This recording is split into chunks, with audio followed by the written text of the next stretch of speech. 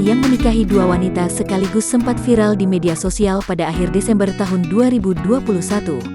Kini, pria keturunan pemuka agama terkenal di daerahnya itu kembali menikah untuk ketiga kalinya dan jadi perbincangan. Pria bernama Rakaror itu sebelumnya sempat viral di media sosial lantaran menggandeng dua wanita sekaligus saat di pelaminan. Video pernikahannya sempat menjadi perbincangan warganet. Ternyata saat itu, Rakaror tengah menikahi istri keduanya yang merupakan pilihan sang istri pertama.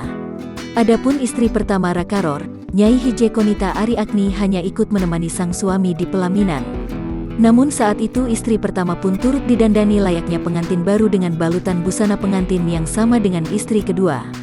Istri pertama dan istri kedua pun tampak bersenda gurau di pelaminan. Setelah pernikahan dengan menggandeng dua wanita di pelaminan viral di media sosial, kini Rakaror kembali menikah lagi.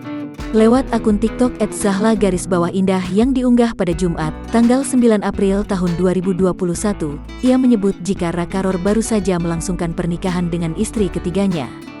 Video pernikahan Rakaror dengan istri ketiga pun viral di media sosial hingga tersebar di berbagai akun gosip di Instagram.